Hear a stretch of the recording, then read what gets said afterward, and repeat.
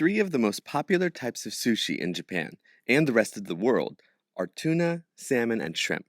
But would you be surprised to find out that one of those didn't exist until around 25 years ago? And it didn't come from Japan. Before the mid 1990s, you couldn't find salmon sushi in Japan, or really anywhere for that matter. And that's not because it was hard to get.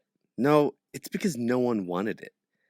And that was a problem for a little country called Norway. Back in the 60s and 70s, Norway made huge advancements in fish farming, specifically with salmon.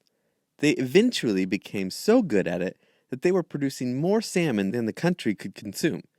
The excess salmon was overloading their industrial freezers, and they needed to find someone to export it to. So in 1985, they hatched a plan, and they called it Project Japan. Their goal was to grow their salmon export business with Japan, but with one major caveat. They wanted their salmon to be used for sushi. Why sushi? Well, the answer to that is pretty straightforward. More money. The amount people will pay for sushi-grade fish is significantly higher, sometimes 5 times as much. So what was the problem? Japan didn't eat raw salmon. So Norway decided they were going to convince Japan to start. Why didn't Japan already eat raw salmon? There's a few big differences between Pacific salmon found in Japan and the Atlantic salmon from Norway. For one, Japanese salmon was lean, without much fat. Norway's, however, was fatty, which means it tasted a lot better. Another big difference, and this one is more important, Japan's salmon contained a lot of parasites, which means it had to be cooked or cured if you wanted to eat it. Norway's Atlantic salmon, on the other hand, was parasite-free, so it was safe to eat raw. But this didn't mean it was going to be easy to persuade the Japanese market, as Norway would soon find out. Norway tried many methods to get into the Japanese market, but every time they tried, they would get the same reaction. People thought it was unsafe, or the color wasn't right, or it smelled weird, or they might even just say it, Japanese don't eat raw salmon. On the other hand, Norway knew it tasted good. They'd served salmon sushi in their embassy as a way to show off their salmon, and people loved it. They knew they just needed to remove the stigmas.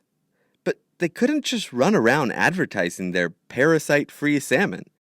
If they did that, everyone would associate the words parasite or unsafe with salmon, even more than they already did.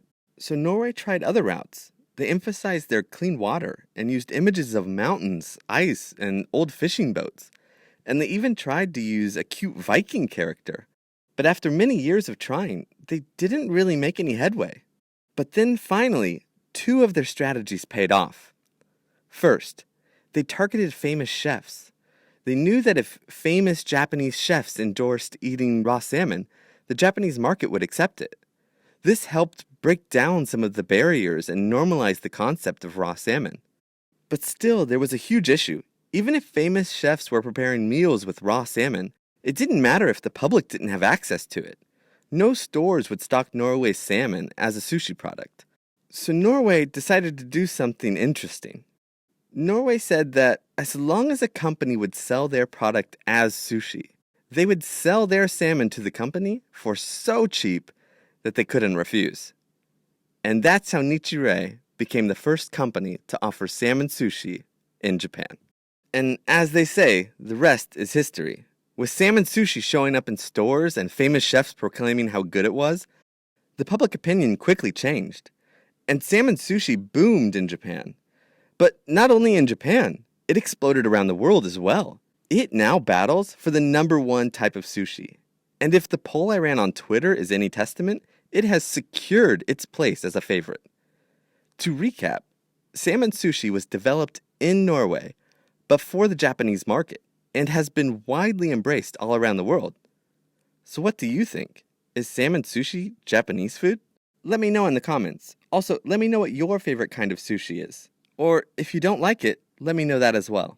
Finally, make sure you click the subscribe button to get future videos. And if you enjoyed this video, press the like button as well. It really helps. Thanks, everyone.